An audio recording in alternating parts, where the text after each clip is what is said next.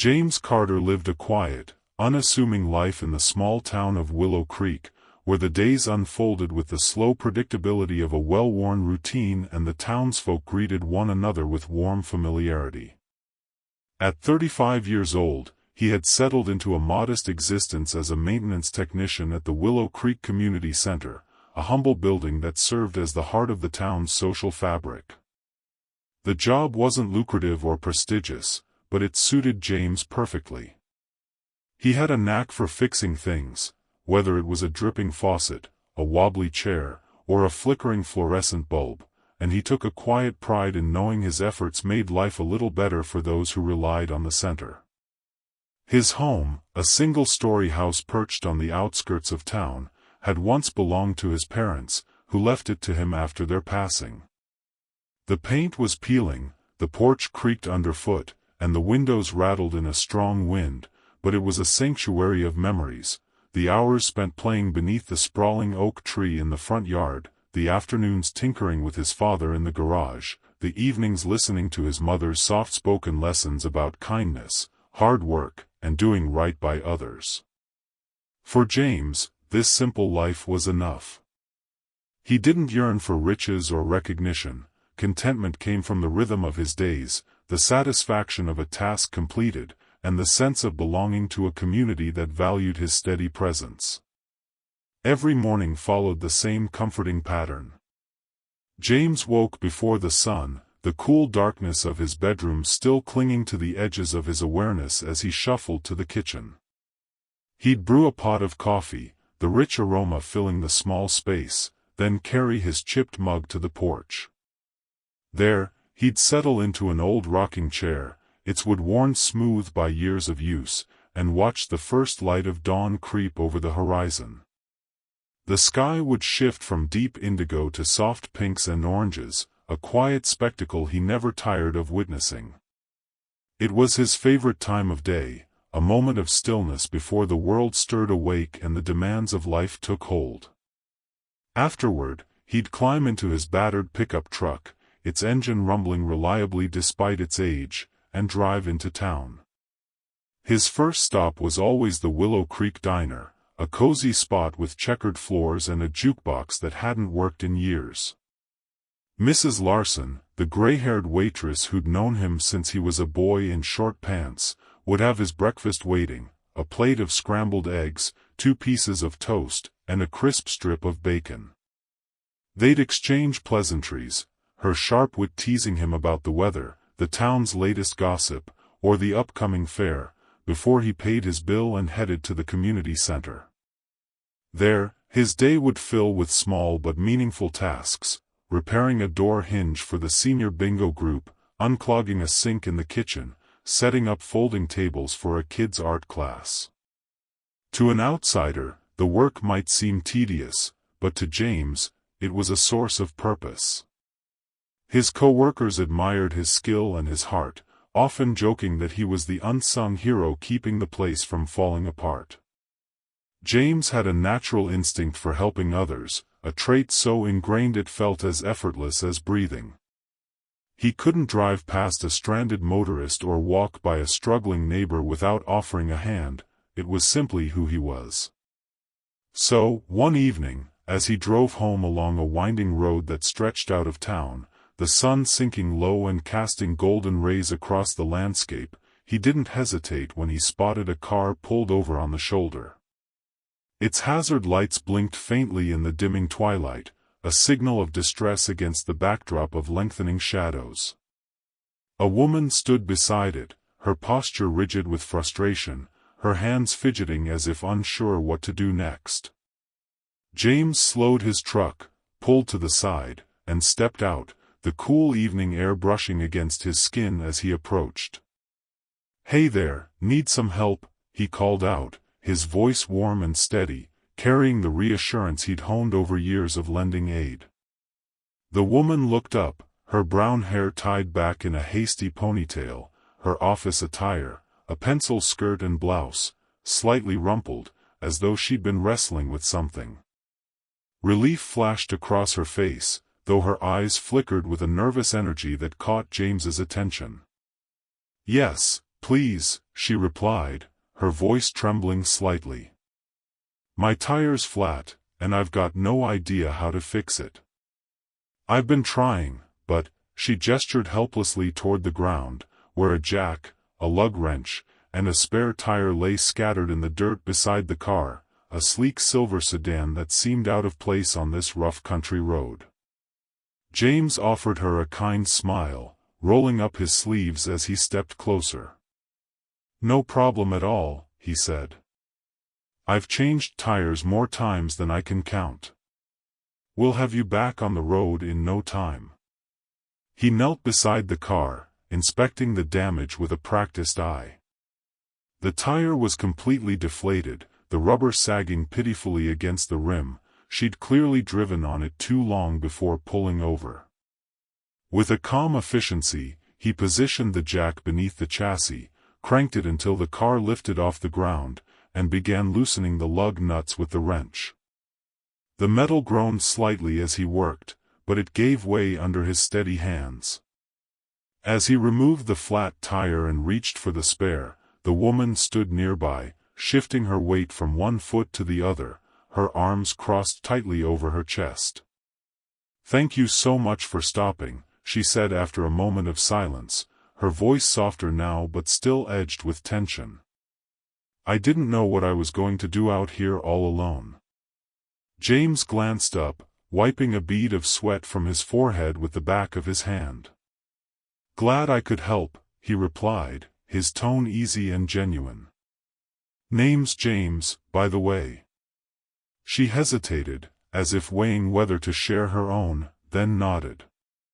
I'm Emily, she said. Emily Harper. Nice to meet you.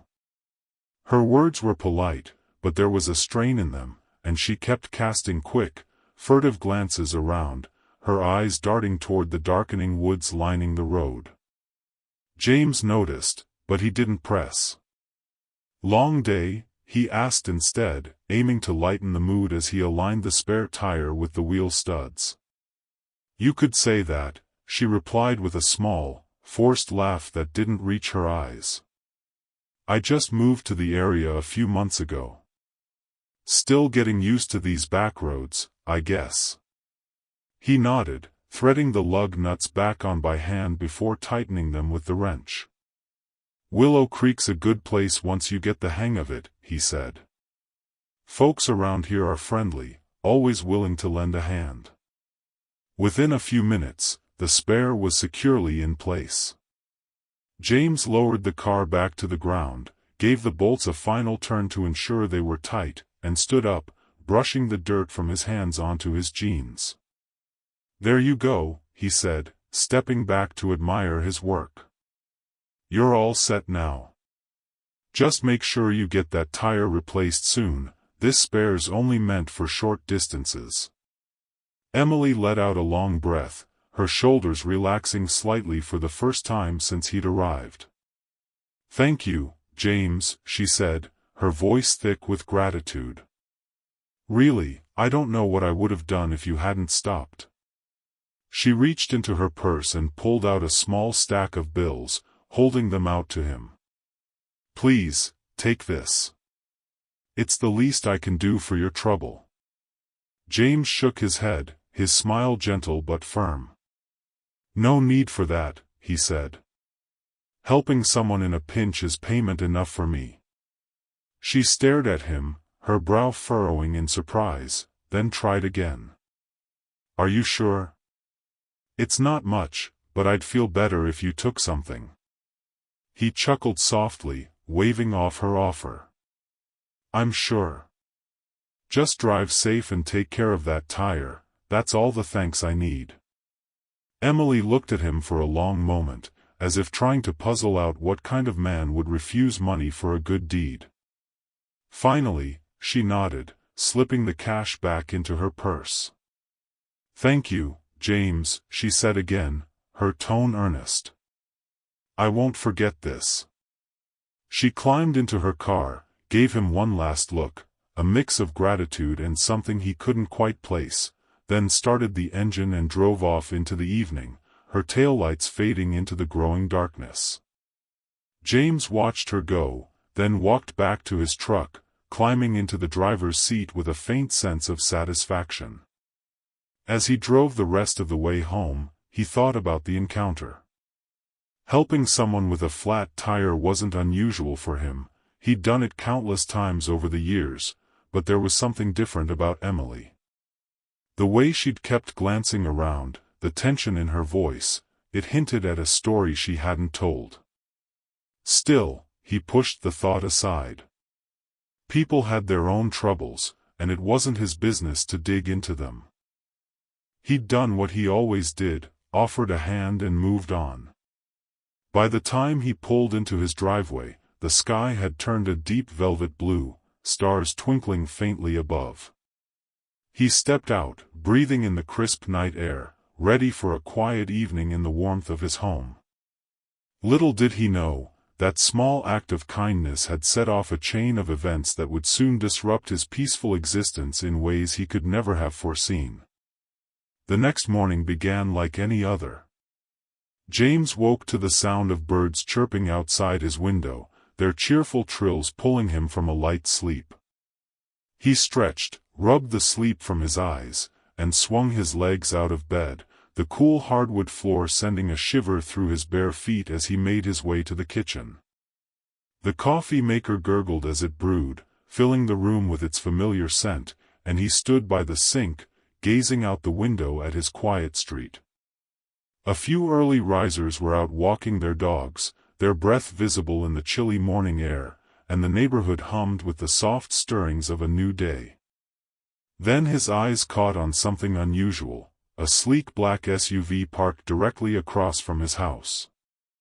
It was new, its paint gleaming in the morning light, and it stood out sharply against the backdrop of Willow Creek's weathered pickups and old sedans. Its windows were tinted dark, making it impossible to see inside, and there was no sign of anyone around, no driver, no passengers, just an eerie stillness. James frowned, taking a slow sip of his coffee.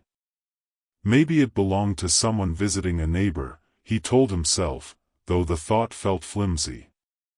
No one on this street had guests who drove a car that expensive. As he finished his coffee and rinsed the mug, the SUV lingered in his mind.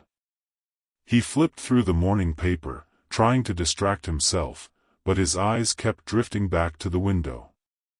It hadn't moved, its presence a nagging puzzle he couldn't quite shake.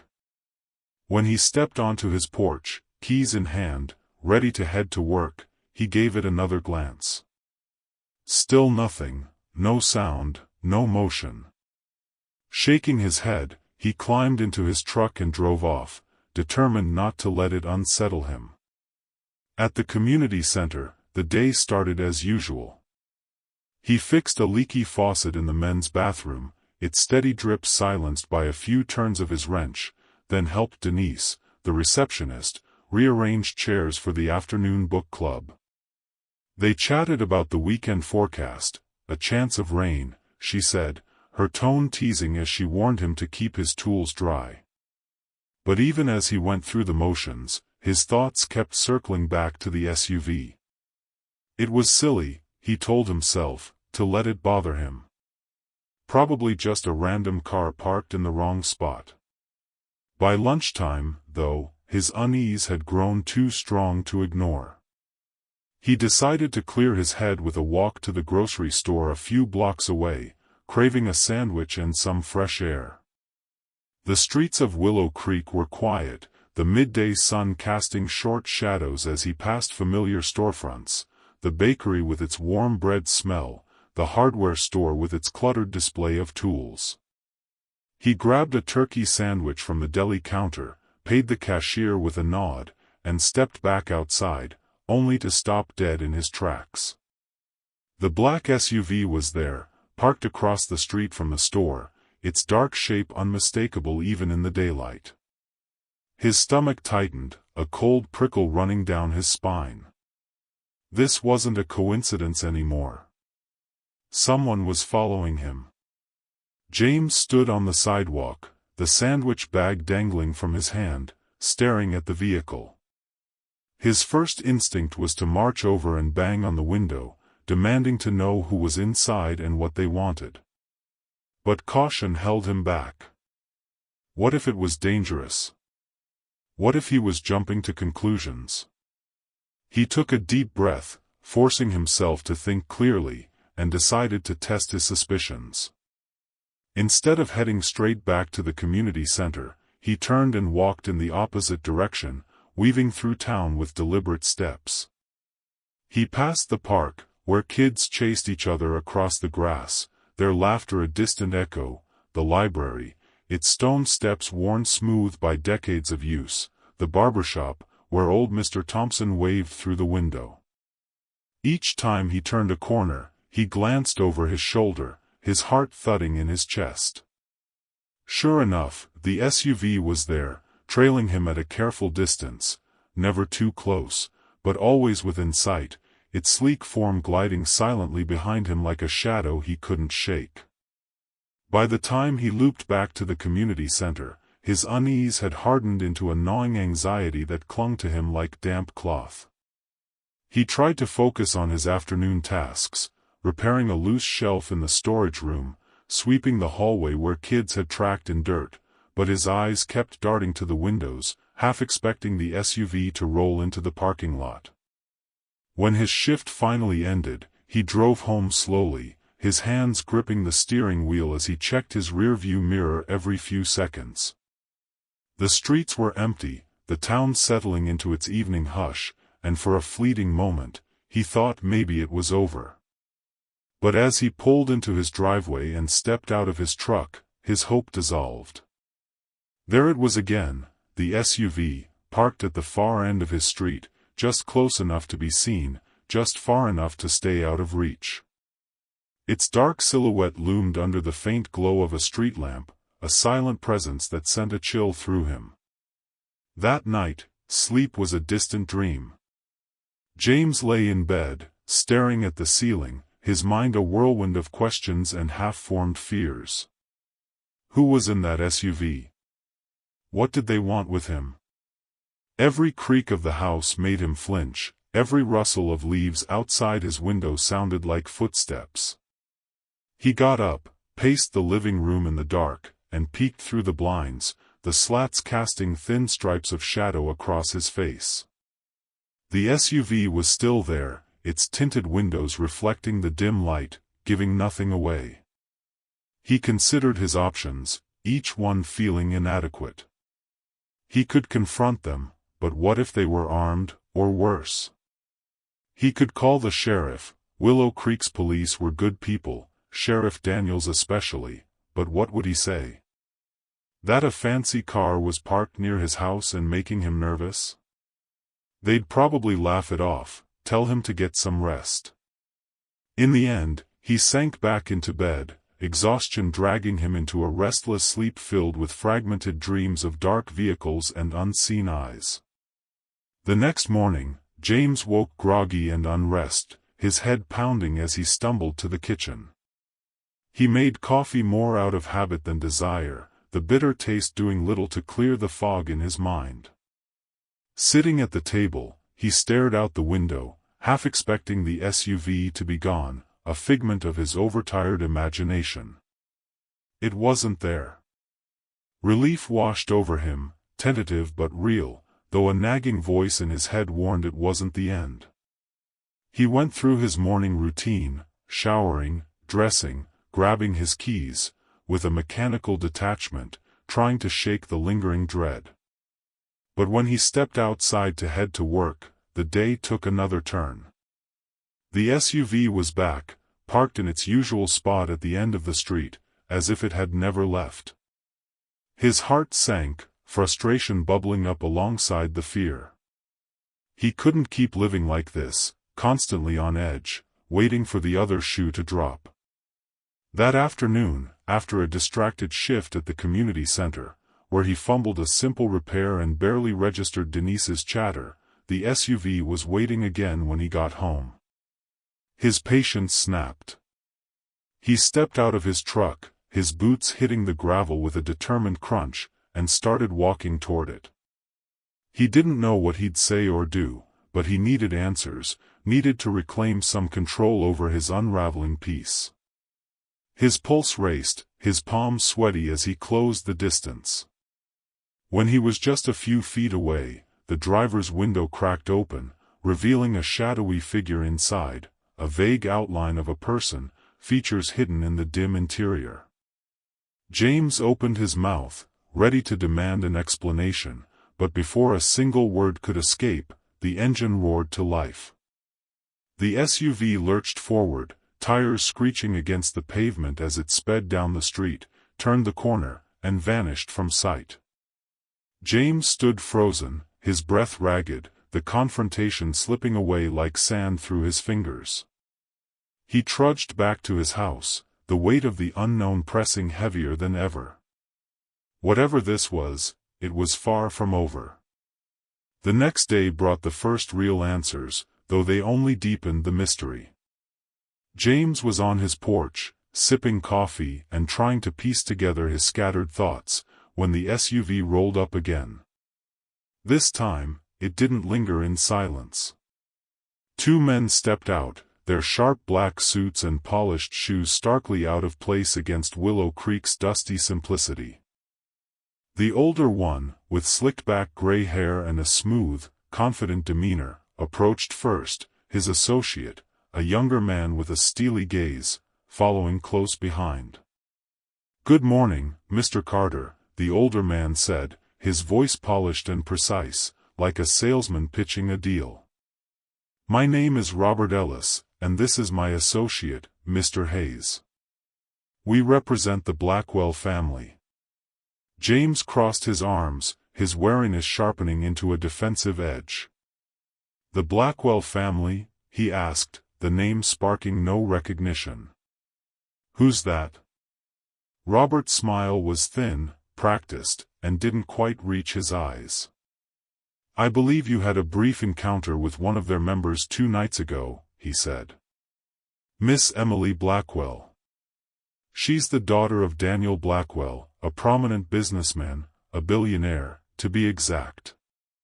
James's mind reeled, the pieces clicking into place with a jarring snap. Emily, the woman with the flat tire, was a billionaire's daughter?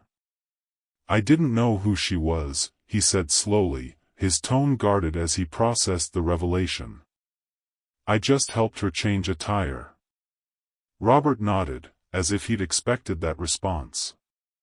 "Of course you didn't," he said, waving a hand dismissively. "She didn't share her identity, and we understand why. It was a stressful moment for her. But the Blackwell family doesn't overlook acts of kindness, especially toward one of their own. They want to reward you, Mr. Carter, offer you something for your trouble." James's brow furrowed, suspicion flaring hot in his chest. "Reward me?" he echoed. "I don't need a reward. I was just doing what anyone would have done." Robert stepped closer, his voice dropping to a persuasive murmur. "Not everyone would have stopped, Mr. Carter. That's what makes you different. Your selflessness caught their attention, and they're prepared to offer you anything you desire: money, a new home, a better job. Whatever you can imagine." James shook his head, the words ringing hollow to him. "I'm happy with what I've got," he said firmly. "I don't want anything from them." Robert's smile faltered for a split second, but he recovered quickly, his composure unshaken. "I understand your hesitation," he said. "But this is a rare opportunity. Take some time to think it over." He reached into his jacket pocket and pulled out a small card, handing it to James. "If you change your mind, or if there's anything you need, give us a call. The Blackwells are always willing to help those who show kindness." The card was simple, elegant, with only a phone number printed in crisp black ink. James took it, more out of politeness than intent, and slipped it into his pocket as the men nodded and returned to their SUV. The vehicle pulled away, leaving him standing on his porch, the cards weighed a tangible reminder of the strange turn his life had taken. That afternoon, the situation grew even more complicated. James had called his closest confidants to his house, needing their perspectives to sort through the chaos swirling in his mind. Lucas, his childhood friend who'd always been like a brother, arrived first, his easy grin a stark contrast to the tension James felt. Rachel, his sharp-tongued older sister, followed, her no-nonsense attitude cutting through the room like a blade. Last came Aunt Helen, the family's wise matriarch, her weathered face creased with a knowing calm that had guided James through countless dilemmas. They gathered in his small living room, the space cramped but familiar, the worn couch and mismatched chairs a testament to years of shared moments. "So, what's this all about?" Lucas asked, leaning forward with his elbows on his knees, his curiosity piqued. "You sounded serious on the phone." James took a deep breath, steadying himself before recounting the events of the past few days. He started with the night he'd helped Emily, how he'd found her stranded, changed her tire, and sent her on her way without a second thought. Then he described the black SUV, its unnerving presence haunting his every move, and the visit from Robert Ellis and Hayes, with their offer of a reward from the mysterious Blackwell family.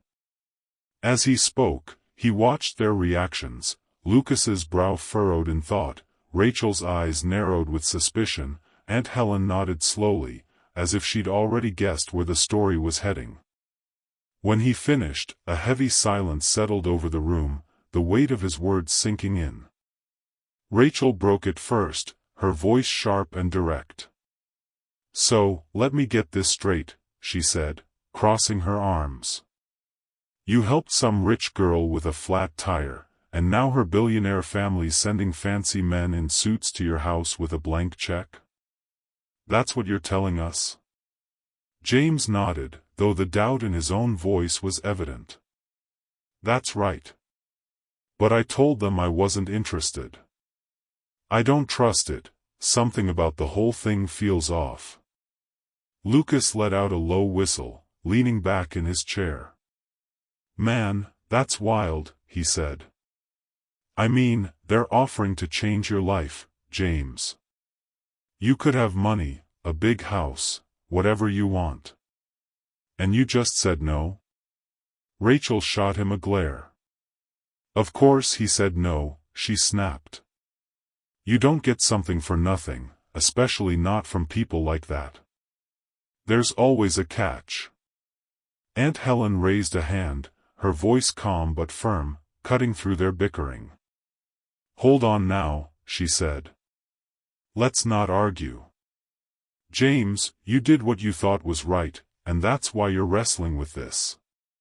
But Rachel's got a point. When folks with that kind of power offer you the world, they usually want something back. The question is, what?" Lucas shrugged, unconvinced. "Maybe they're just grateful," he said. "I mean, it's not every day someone stops to help a stranger. Could be they really mean it, no strings." Rachel snorted. "Yeah, and I'm the Queen of England. Wake up, Lucas. People like that don't throw money around out of the goodness of their hearts." James rubbed his temples, the conflicting voices swirling around him like a storm. "I didn't ask you all here to fight," he said finally, his tone weary. "I just need to figure this out. On one hand, I could use what they're offering to do some real good, help people here in town.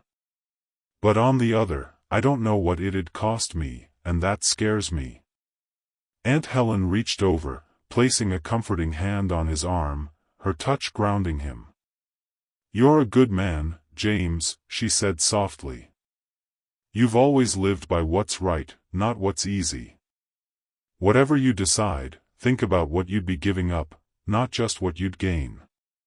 Her words struck a chord, their quiet wisdom piercing through his confusion, but before he could respond, a knock at the door silenced the room.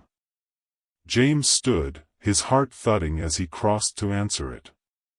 He hadn't invited anyone else, and after the past few days, unexpected visitors set his nerves on edge. When he opened the door, his breath caught in his throat. There stood Emily, the woman he'd helped on the roadside, her expression a mix of resolve and weariness. She looked different now, more composed, her hair neater, her clothes less disheveled, but her eyes carried the same shadow of exhaustion he'd glimpsed that night. "James," she said, her voice soft but urgent. "I'm sorry to show up like this, but I need to talk to you. Can I come in?" He hesitated, then stepped aside, letting her enter. As she walked into the living room, the others turned to her with a mix of curiosity and wariness, the air thick with unspoken questions. Emily glanced around, clearly sensing the tension, then offered a polite nod. "Hello," she said. "I'm sorry to interrupt, but this is important." She sat on the edge of the couch, her hands clasped tightly in her lap, and looked at James. "There's something I didn't tell you that night," she began, her voice trembling slightly. "And I need you to hear it now." James sat across from her, his pulse quickening. "What is it?" he asked, bracing himself. Emily took a deep breath, her gaze flickering to each person in the room before settling on him. "The night you helped me, it wasn't just a flat tire I was dealing with," she said. "I was running away, running from people who were after me because of my family. My father, Daniel Blackwell, he's a powerful man, but he's made enemies over the years. Dangerous ones. They'd taken me to get to him, and I just escaped when you found me." The room fell silent, the weight of her words sinking in like stones into still water. James felt a chill crawl up his spine, his mind struggling to process the revelation. "Escaped?" Lucas said, his voice tinged with disbelief as he leaned forward. "From what?" Emily's expression tightened, her eyes dropping to her hands. "From men who wanted to use me as leverage," she said. "My father's business deals, his influence, they've made him a target, and I got caught in the middle. That night, I was desperate, scared out of my mind. I didn't tell you because I didn't want to drag you into it. But now I see you're already involved, whether I meant for it to happen or not." James's throat tightened, the pieces of the puzzle snapping together with a clarity that left him reeling. "So that's why those men came," he said, more to himself than to her. "Your family sent them." Emily nodded, meeting his eyes again. "Yes. They're grateful you helped me, more than you know. That's why they want to reward you.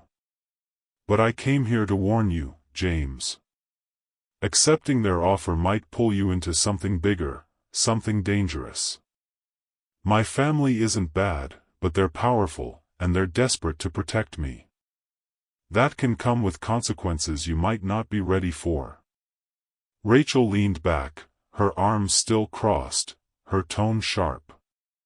"See? I told you, there's always a catch with people like that."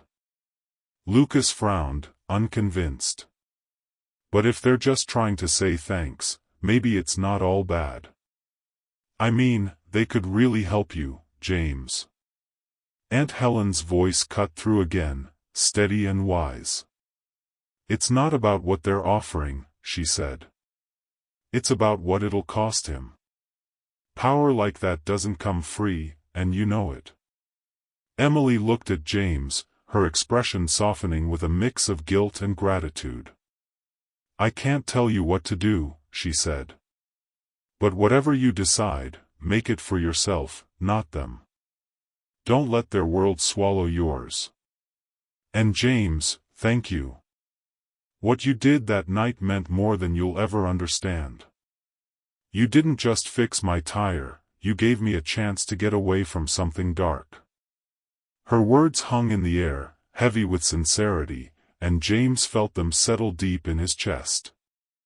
The room grew quiet again, each person lost in their thoughts. He looked at Emily, seeing the fear and resolve in her eyes, and realized this wasn't just about a reward or a mysterious offer, it was about the ripple effect of one moment, one choice he'd made without a second thought. As his friends and family began to filter out, offering murmured goodbyes and promises to check in later, James walked Emily to the door. "Take care," she said softly, stepping onto the porch. "And remember, you're not alone in this. You've got people who care about you."